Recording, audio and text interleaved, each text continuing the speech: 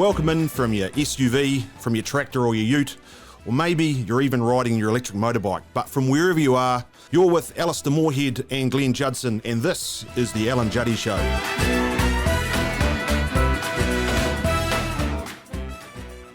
Well, what we want to do is reach out and provide you some technical information on a range of agricultural topics which may interest you, but to do it in a different way. Casual and comfortable format that allows you to listen where you want and when you want. This is intended for general information, and for more specific advice, contact your local Agricom rep. Well, hi there, Ali. How you doing? Good, thanks, Juddy. What are we going to cover today? Well, Glenn, we're going back to our university days, and a topic that we ran through, we studied in animal science, that we've actually taken on many aspects of that as we created experiments and demonstrated farmers over the years. So it is the factors affecting intake. Oh, I'm glad about that, because there was a lot of other experiences back at university that I didn't want to relive. But and many of them involve factors affecting intake, but just not a forage at the end of the day. So, Glenn, tell me what is this topic? You know, we're discussing factors affecting intake. How would you describe this topic as a whole? So, if you think about a grazing animal, it's got an energy demand, and so in a pastoral system, that animal's getting their energy from grazing forages, whether that be grass pasture or a crop that we've grown or whatever. So the factors that affect how much an animal is able to consume from a pasture in a day is what we call grazing intake. And there are a number of factors which make it either harder or easier for that animal to consume pasture that ultimately affects how much energy goes down the throat of that animal in a day. So, unless I'm mistaken, there's actually an equation. It can be described as an equation, and essentially, what if you looked at the grazing formula, intake rate, or the amount of forage that's coming in per hour or per day, is a function of the size of the bite. It's a function of the rate of the bite, so how many bites per minute, and bite size is how many grams per bite, how many bites per minute, and then how long those animals are prepared to graze for. So if you multiply the bite size by bite rate and grazing time, you will approximate the total amount of forage coming into an animal. An intake, yeah, cool. So like if we start to break those down and just discuss some of the factors that create the variance around those things. We were discussing earlier that bite size has got a couple of parameters, yep, of which. So if you think about this, there's those three parameters, and bite size is really two-dimensional, right? So bite size can either be the depth of the bite, so how deep into a pasture you can bite, and that is why pasture cover, or the length of pasture, is really important in terms of grazing. We'll tease that out later. Yep. Yeah. And the other side is bite width. So if you think about bite depth and bite width, you will essentially approximate the amount of forage in that bite. Interestingly enough, while sheep and cattle will have different bite widths, it's not very often that we get cattle that are able to increase the size of the width of their bite. So they kind of smile when they bite. So that's why width, it tends to be set. It's the depth of bite which has the biggest influence in terms of bite size. And as I say, we'll cover that later in some of the discussion around experiments and the demonstration. But at the highest level, it is why that for really high performance animals that are getting an instant return, i.e. dairy cows, we have a certain height of cover, why we have pre-grazing masses of a certain size, because it means they're able to eat their energy demand and eat and access their sheer amount of volume that they need to consume in a day, which is quite significant. A dairy cow eats around... well, if you're thinking it's 18 k's of dry matter a day, that's well over 100 kilograms of fresh weight that those animals have got to consume. So, of course, and when you start to do that equation, that bite dynamics, the depth of the bite has a big impact on how much they can get per bite. Well, actually, it's one of the largest effects. And so if we pick apart that equation a little bit more, what we're saying is Bite size is really important, and that tends to be the bite depth. If you then look at if you limited that, the question often asked as well, if you limit that, have those animals got the ability to increase bite rate to compensate for that? Yeah, correct. And so bite rate is probably limited to about 36,000 bites a day, right? Holy smoly. So Some very interesting person who obviously has a life had to count that. Had to count that. Oh my goodness. And 36,000. 36,000. So That's the extreme lean. that's about the upper level. So that's essentially a bite every second for 8 hours. Yeah. And so if we say that's the upper limit, it's not often that animals can increase bite rate to account for decreases in bite size. So using bite analogy, size is king. Yeah, so using an analogy with lambs and taking apart the preferential grazing, which we'll cover later, if you pre-graze with lambs and let them access first and then bring ewes in afterwards to tidy up a pasture, an example would be those lambs get to maximise their bite depth, intake per bite. They're quite efficient feeders, not spending a lot of energy on it, whereas the ewes that come in have to come into a shorter pasture to get their same intake. They have to, they're limited to how deep they can graze, and therefore they work harder to clean up. And actually, the intake will go down. Yeah, correct. Because they're a ewe, we accept that. That's their job to tidy up. Yep. And so the other thing that they can do is, if we've made it hard from a bite size point of view, they will try and increase their bite rate, and they will also actually lengthen the grazing time. Upper limits of sort of 9 or 10 hours a day in terms of grazing. So they can graze for longer, but the message here is that bite size is king. While they can increase bite rate and grazing time, they will never fully make up for the depth of the pasture. The bite size. If you drive down bite size, you largely drive down intake. Yep. So let's go back to bite rate, because we'll tease that out. So one of my more favourite pub quizzes from the day is, what is a normal number of bites that an animal has in a day? And then I'll give you a personal description of a video we took when I was traveling in South America, and we counted bites from a dairy cow grazing. But what's an average bite? Yeah, so volume in a day? If you go 36,000 and upper limit, and that's over sort of an 8-hour period, they are biting at a second for each of those. I would say you could probably, a little over half of that would be an average dairy cow consuming maybe 120 kilograms of fresh matter. Because something like 12,000 bites in a day was a take home. That's something that rings bells from those days. Yep. And I think that, to be quite honest, that would blow people's minds, that an animal would have to put its head down into the pasture and take 12,000 physical bites a day to get its forage. And all of the drivers of that are dependent on how you present your species or your forage. To put this in perspective, I got a beautiful video of a dairy cow, just so it happens in South America, where she obviously came out of the shed, entered the pasture, and we took a video of her grazing. And it was a constant video of her nose touching the ground and never moving off the pasture. How many bites do you think she had before she came up off the pasture? How many? 55. Wow. In one moment. So in one grazing moment, without lifting her head off the pasture, it was just chomp, chomp, chomp, chomp, chomp, chomp, chomp, chomp, chomp. And I recorded it, then had to go and count the chomps, and it was 55 in one go. So you can sort of understand how an animal could get to 12,000 when that was lucky to be 30 or 40 seconds. And that's why, and if you think about the makeup of a cow, for example, in terms of having a really large jaw and some powerful muscles around that animal's designed for grazing. So it's designed for taking large number of bites, because that's how it gets its forage in. So it is, they are quite high numbers, but when you go and actually do the maths around the size of each bite and how much they're trying to get in, they do literally have to bite that number of times to get that amount of forage. And I suppose the relativity to a farmer and to all of us actually is that every effort has an energy cost.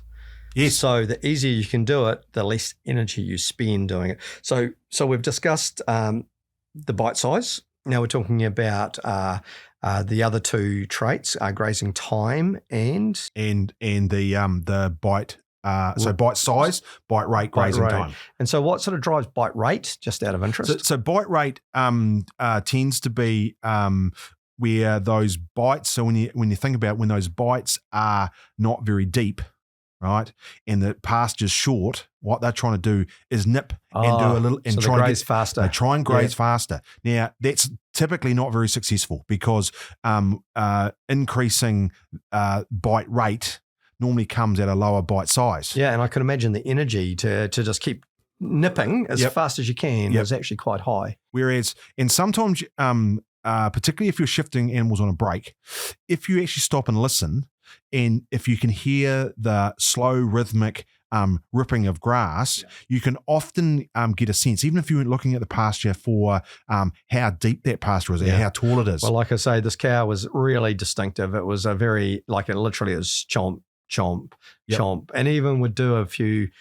chews while she's keeping her head on the ground. But you could see there was a large amount of feed going in, and she was in quite high covers, and just wouldn't take her head off the ground. It was quite amazing. And so when you think about that, and you're thinking about trying to get the maximum intake into an animal, because I guess that's the other point that we probably haven't covered, and we should actually state this, is if you are after highly productive animals, that's high milk production, or you've got animals growing very fast, or if you're in a deer system and you want velvet antler to grow fast, or any productive, or you're being more productive or highly productive, the one thing is that you must eat more. Yes. Because actually your energy demand is high. Your energy demand goes up. Maintenance. Yep. And then you've got the extra energy that's left over from the body maintenance to grow. Yeah. So you need a high energy intake. And this is sometimes where I would say a lot of situations where animals aren't meeting our productive expectations. Largely it's because they haven't been able to physically get enough energy down their throat. Some of that is to do with the quality of what's going down, but largely it's to do with how much is physically going down. And so grazing time, again, another technique that they'll only expend so much energy to graze for longer. Yeah, you can. The theory is you can offer essentially a dairy cow enough area so that she could get her grazing intake from a bowling green, for example. It'd be a huge area, but there's enough forage there to do that. The issue is she's going to have to work so hard for so long to get that actually we get this thing called grazing fatigue, where actually after about 9 to 10 hours, they will stop grazing and accept because the little bit of energy they might be getting doesn't account for how much energy they're using to get that feed. Yes, so it's the law of diminishing returns, is that yes, they could graze for longer and get more in, but actually the return they're getting from that is actually quite low. So you'll see this, they call it grazing fatigue, where animals actually give up grazing because it's too hard. And you tend to find that in short pastures. And actually, as an aside, if you're co-grazing sheep and cattle together in the same paddock, that effect comes into play quite nicely, because the sheep are able to, with their smaller mouth pieces, being able to graze to a lower level, and so the first class of stock that gets impacted by that co-grazing is actually the cattle, simply because they are horizon grazers, and that pasture is getting too short for them. Absolutely. So, and then moving out of that, how do we utilize? We've just discussed elements of utilizing this, but what comes next in that grazing dynamics? So when you think about, it's the ability to harvest, so that's the grazing formula. The next bit really is around daily allowance. So how much is actually there to graze? The way it's presented is really important, but how much is physically there to graze? So if we're asking, for example, a dairy cow to graze 18 kilograms of dry matter, if there's not 18 kilograms of dry matter there offered to her on a stocking rate basis, then she won't get that. And so I think allowances, or the amount that you're offering those animals, is really important as well. And I guess to some extent, this voluntary feed intake, we may set an allowance of 18, but for some reason it might be bigger animals, they might have a bigger appetite, they could have a higher energy demand, may actually eat more than that.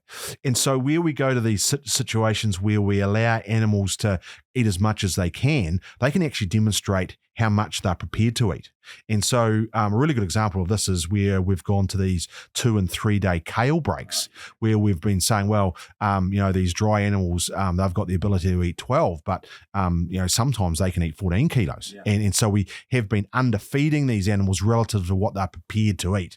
And so that daily allowance, I think, is really important. Once you set that allowance, once you've offered that, they will eat no more than that, but because you haven't given them the opportunity to do that. So I think daily allowance is really key. And again, getting back to that idea that if we've got animals that are underperforming, one of the first things I'd be looking at is, have you actually offered the animals enough in terms of consuming? And this probably moves on to what you're offering the animals. And one of my favorite terms of those days is fractional degradation rate. Yeah. And can you explain what that word represents? Yeah. So there's two things here. I think in terms of that daily allocation, right? The other part of that is you can allocate. It's actually edible allocation. Okay. And sometimes what we've got, we may have a pasture that's 3 ton, but there could be a ton in the bottom, which is brown and inedible. Right. Or it could be below harvesting heights, or in brassicas, it could be full of lignin and therefore not consumed. So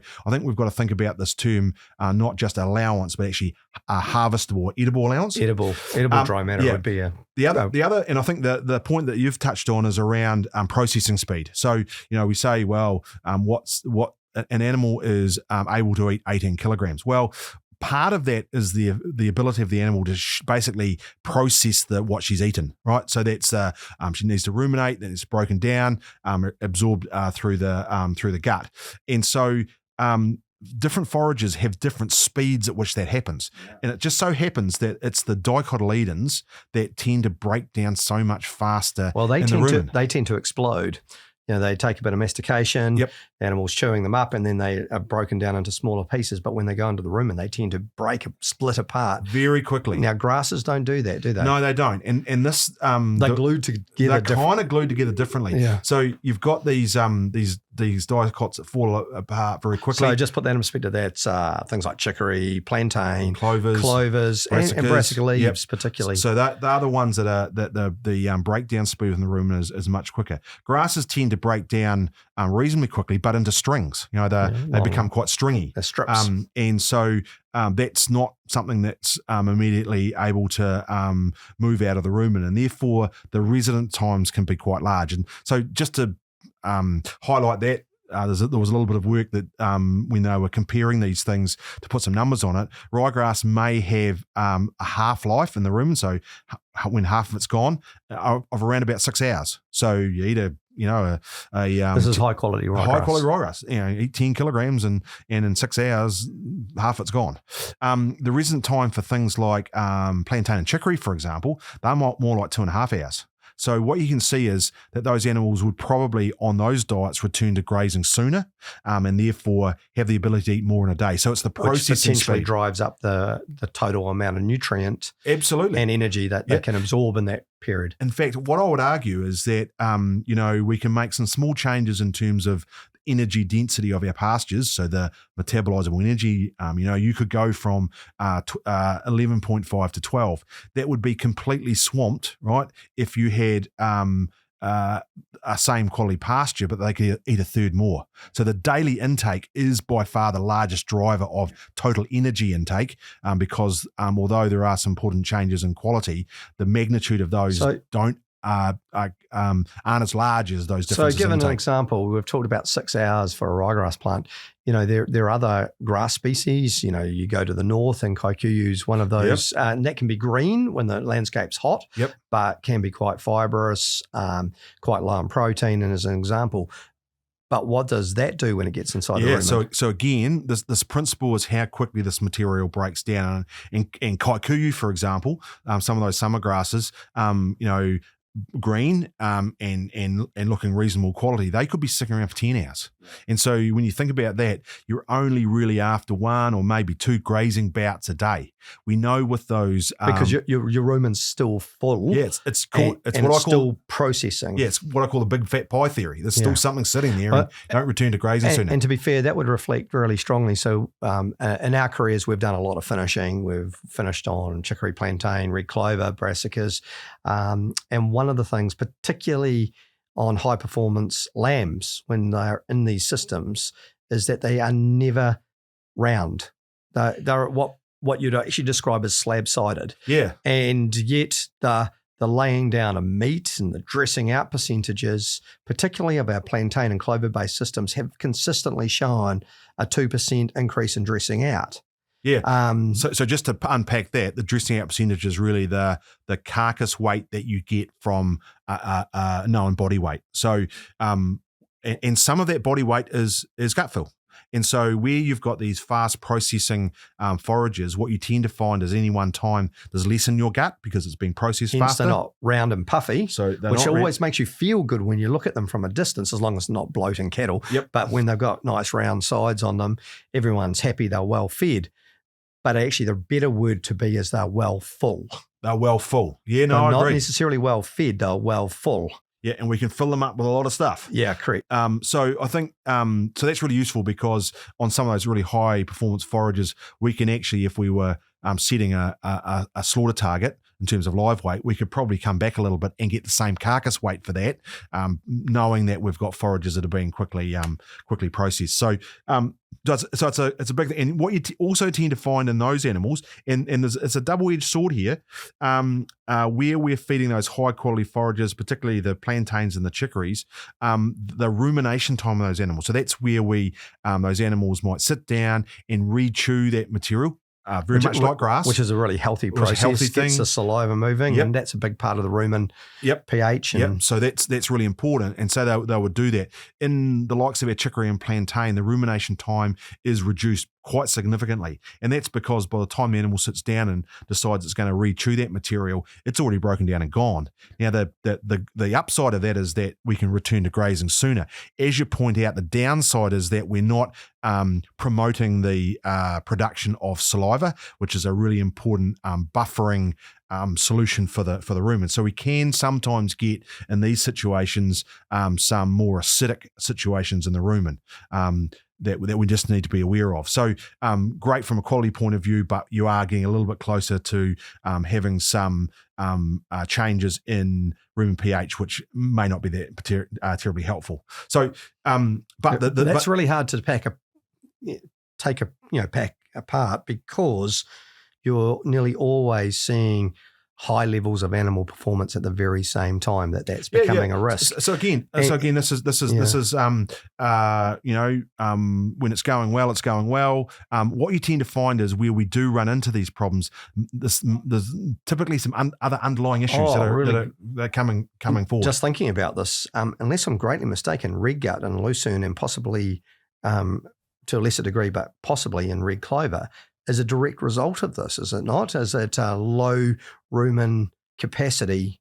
So in red gut, what we're getting here is we're actually getting material that's moving through the digestive tract really quickly, and I liken it to a backfire in a car.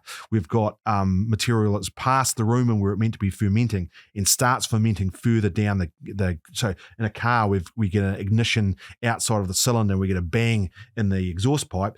This is like having a bang in the exhaust pipe. We've got material that's got out of the rumen, it's fermenting further down the gut, and that causes a physical twisting of that. And of course, when we physically twist the gut, we can't push material through, and the redness is the hemorrhaging of that tissue. But technically, that's because of a very liquid and fast moving digester down the gut. And so a lot of the time, if we were trying to mitigate that on those very, very high quality feeds, that we might try and slow that by adding fibre, for example, or it has grass along and just with out of interest, there's always a conflict with adding fibre because you're only grazing on these species to elevate per head performance, and fibre is by far a lesser quality feed source. So in the aim to fix a few, you can actually drive some of your efficiencies down. So the trick here is to feed it at the right rate and for the right period of time.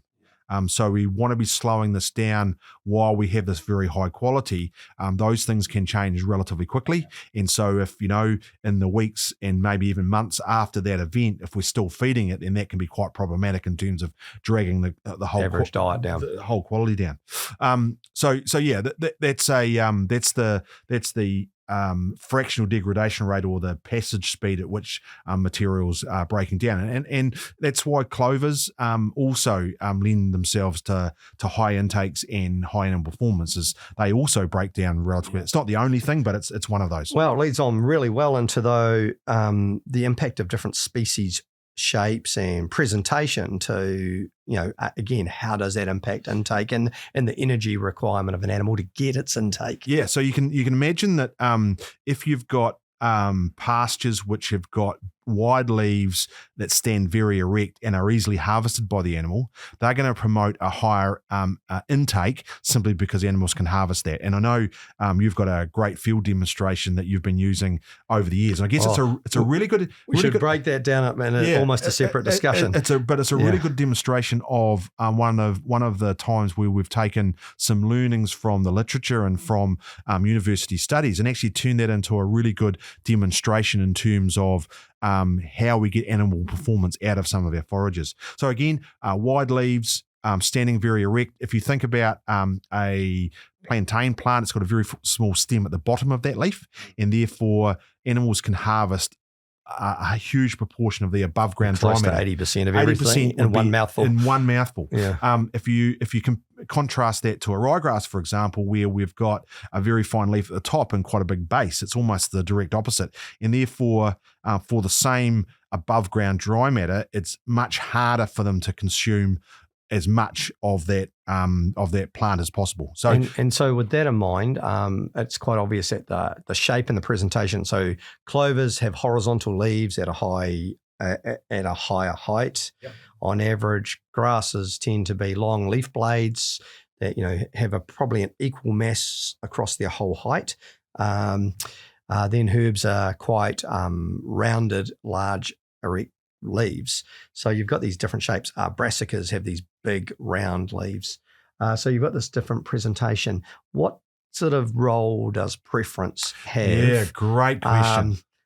And we'll probably delve into the role that preference has initially and then separate that out to discuss one of our demonstrations that we've done with the adjacent monocultures. Yeah, so preference is a really interesting thing because you might assume that preference has a really big impact on animal performance.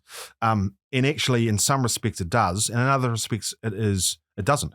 And to go back and define preference is all about your choice of one species over another. And as we mix pastures together, we will always create a spectrum of those choices. So where we've got a choice and where animals will eat one thing over the other, that's what we refer to as preference. And we it's really only partial preference because it's not that common where we get animals to exclusively eat one thing and not the other. So a really good example of this would be if we've got ryegrass and clover. A lot of the detail grazing work, you might expect that a lamb, for example, would want to eat all clover. In fact, it doesn't. It would select a diet, if it could, of about 70% clover and 30% grass. And so that's, if you were offering that to the animal, that's what it would select. If you gave it all clover, right, it would grow probably faster. So the fact that it's chosen to eat some grass is really around the fact that it wants a varied diet. Preference doesn't necessarily, so it doesn't mean to say the grass is actually any poorer or well, technically it could be the host of L3 larvae. Yep. It could have alkaloids in it, but they are seeking an element of balancing. They've made possibly fiber, for example. Yeah, so they've got this choice, and they'll exhibit it when they can. Another great example is brassicas, right? So brassicas are on the lower end of that preference spectrum, a little bit like the broccoli in the kids. And saying that, not all of them, but leaf turnip, particularly for lamb finishing, which is the leafy turnip. Yep, it's a classic. But I would say even forage rapes, and again, remember what we're talking about preference, it's the other options. If you gave them an option that was higher on that list, preference. they would prefer to go and graze. I use the leaf turnip as the best example because there is a is a window of grazing mass, which we sort of believe is about 24 centimetres, maybe 2,800 kilograms of dry matter. That is a sweet spot for starting leaf turnip. After that time, it can get quite bitter.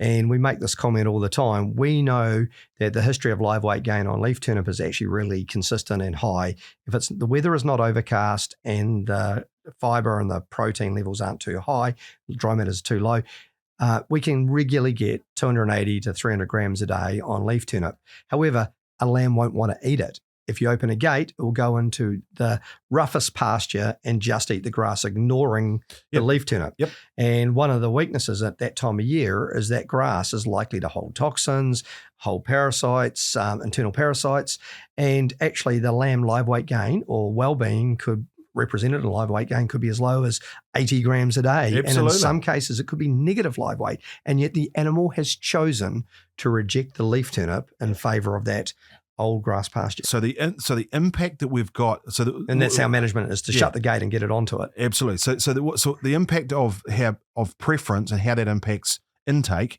is really important, because in one way, if we're not giving them the choices, if we're not leaving that gate open for them to go back and graze ryegrass if they are just on summer brassica, and we don't give them a choice, then preference is irrelevant. Correct. Right? They don't have a choice. They might eat the weeds around the outside, but essentially they're eating the crop in the middle, and we can get some very good performance of them, despite the fact that if we gave them a choice, they wouldn't eat it. Initially, and they will get used to that. I think when it comes to mixed pastures, and so we've got ryegrass and clover. Obviously, clover is higher, but it's only a partial preference. They're not going to completely avoid the ryegrass, and this is where I think from a grazing intake point of view is this idea that if we set stock and allow those animals to go and graze all the clover, right, then what we can do is actually drive down intake simply because animals are searching for the clover. Correct. And where we can tighten those up in terms of a rotation and make sure that we're grazing through that, I think that allows us to get a much more consistent intake, because we're actually forcing animals to graze through that before they get onto a break. Opposite to your 70% clover, 30% grass type preference in the ideal world open choice. In a set stock situation, they will try to elevate their level of dicot, particularly, but using clover as an example, in a dominant grass sward. And at a certain point, they will expend almost too much energy going looking, because they're trying to balance that diet. Yeah. And it's not often that the proportion in the diet, right, is actually similar to what's on offer. Yeah. You tend to find if there's 30% clover being offered, the proportion of the diet will be higher, because they're seeking that, particularly for sheep. Cattle, not so much, because they are horizon grazers and they've got less ability to select. But that's the issue with sheep, though, is that they'll have that ideal diet at the start, but by the end, it will actually be a weighted diet, more towards pasture and grass. Yep. Because they've already eaten what they've wanted to in the first day or two. Hence, the rotational grazing is probably still one of the better techniques for live weight gain. Absolutely. And the other thing that's really important is if we set stock, if you think about, and I think Ecotain's a really good example here. If you actually set stock on this, because it's got a very fine stem and a relatively big leaf, and those animals can basically sit on it in a pasture, what you've given them the opportunity to go back and regrazing that, even though there's a whole lot of pasture there. So sometimes when these things disappear out of a general pasture, we don't actually always have any true understanding. It wasn't really until we did some adjacent monocultures of ryegrass at I think it was about 70% actually of the area in ryegrass and 30% in plantain, that we could actually get the true visibility of the grazing pressure that came onto those individual plants. Yeah, so those adjacent monocultures do give you the opportunity. So they're basically, ryegrass sown on one side of the paddock and the herb sown on the other. And what that allows you to do is look at the intensity that those animals, when they're offered either as a break, the grazing intensity that they put on each of those species, and it is by far much higher in those species like the Ecotain and the clovers, where they can actually graze that to a low level. And remembering that they want 70% and you've only offered them 30%, the grazing pressure on those is high. Now, that's fine if it's over 2 or 3 days, but where you set stock and they've got the ability to really camp on those and come back to them. And I think that's why that exercise for us, it was done in the early 2000s, but it was still worthwhile because, one, it was very visual, but what it gave an insight as to what was happening to those highly preferred. And, look, not always is our ecotane preferred, but when it's at lower proportions, and with sheep, you do tend to see it be targeted, and you lose visibility of that inside a pasture where grass is dominant, and you can't see that as a layman and a farmer. You can't see what's going on under the canopy of the sward, whereas in the adjacent monoculture, it was very, very clear. They were chiseling this out to 1 to 2 centimetres. Some of the crowns were being eaten, literally opened up. And that could have been happening out of sight. And then we wake up one day and ask, where has our plantain gone, as an example? Yeah, and so to put some numbers around that, we could have still had 2,500 cover in our ryegrass, but when we looked over at the ecotane, could have been 400. Well, it was actually hard to go and measure that with a quadrat because it couldn't pick enough up. So it's less than a centimetre high, and so that's what they would be doing in a mixed pasture. You wouldn't see it. Yeah. So I think those adjacent monocultures have been really useful in terms of looking at exactly what is happening in those mixed pastures. Species. And the way to get around that is simply in terms of reducing the ability of animals to show that preference by those good rotations and not spending a huge amount of time, weeks on end in the same paddock in terms of allowing them to do that. I think that's a good lead into one of my favourite demos, and I think it is actually a bit of a summary in its own way, because it's also extremely entertaining. So the key really is we do need some big paper bags. You tend to need some not willing volunteers. You tend to spread out the audience, and you create a competitive environment where you're trying to manipulate a situation where you're going to demonstrate yourself as an animal. And that is taking your thumb and forefinger together, and that creates the mouth. And unless I'm mistaken, there's a little bit of diversity in the people that will be up for that. But the point is, you can't really shift that too much. And the only trigger for actually filling your bag is by using your thumb and forefinger. We have timed it at 2 minutes. We've shared the audience. We've made the concession that the person who's the grazing person does get someone to hold the bag so they can hold the rumen and fill the bag.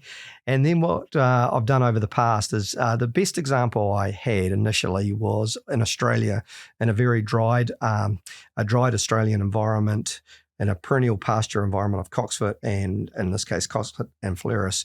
We had both chicory and plantain still actively green. So we had a drying off grass environment with these small oases of green chicory and plantain. We had 2 groups, one focused on harvesting grass with their thumb and forefinger, and one selectively harvesting the plantain and the chicory.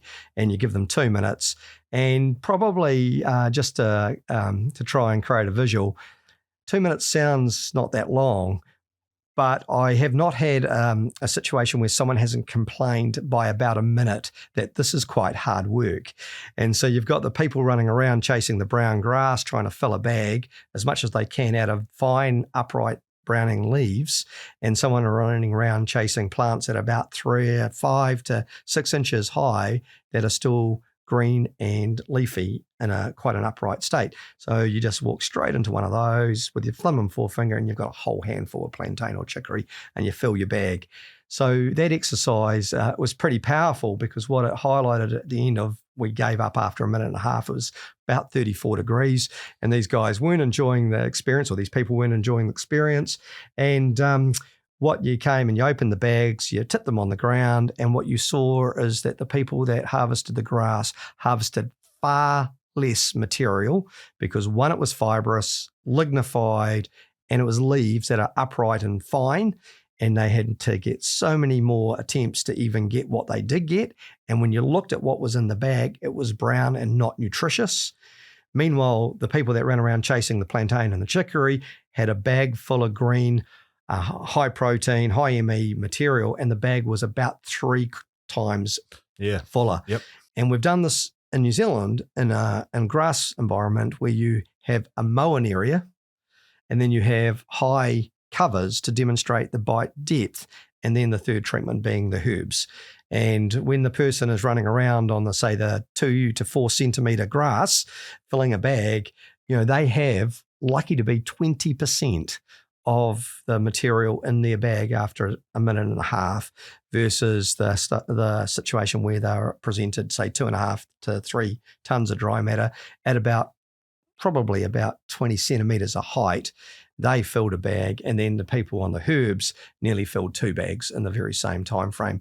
So it's a really visual exercise that you could do with kids. It would be quite an interesting exercise to just demonstrate the effort an animal has to put in to fill a rumen in a day. Yeah, and I think it's a really good demonstration of that. And it's one of the first times that you can actually interview while they're doing it a cow, if you like, to see how hard it is grazing each of those forages. And I agree. In the times I've done this, our ryegrass, particularly short ryegrass grazing, people don't find that particularly easy. And when you explain to them after a couple of minutes and they've only got 200 or 300 grams of material, and they need to get through to 100 kilos if they're a cow, then that really hammers home in terms of what we're expecting of an animal in terms of grazing. What we present as managers to the animals defines their outcome. I think the other, and just as a touch point here, that grazing dynamics and the bite size and the bite rate, although that's relatively old technology, that is actually what some of the new tech in terms of some of these collars actually work on, in terms of bite rate and the sound of chewing and regurgitating, in terms of trying to work out whether cows could eat more or not. So the same process is being used to generate or as a proxy for intake, which for is, example, rumen health. Absolutely. The amount of times they chew, the cud, has a bit of an indicator on the health of their rumen function. So that's I think it's a great summary, Alistair, in terms of the factors affecting intake. I think my take home points, my key ones here, are really around this is a fundamental part of the way animals get forage into them. I think as managers we can make it very easy, or actually very difficult for them to do this. From our point of view, I think we've used this information in terms of systemizing, or developing different systems, forage systems for animals to graze, particularly around finishing and high output systems. Yep. And the use of some of the forage herbs and legumes and brassicas in terms of trying to generate that. I think the other really important thing we need to be thinking about is that processing speed. We can make that material last longer or sit for longer in the rumen, depending on some of the forages that we're using. And I think that the other point is that grazing demonstration has been is one that highlights significantly what what grazing animals are faced in terms of getting their daily intake. And what choice means, as in how we present our forages to our animals, what impact it has on them. Yeah. Well, it's a great summary, Alistair. Yeah, well done, Juddy. So I should be going to feed myself. I think it's time for tea. Bit of selective grazing, Len. I think there'll be some selective grazing there. So we'll see you next time, Alistair. See you later. Bye.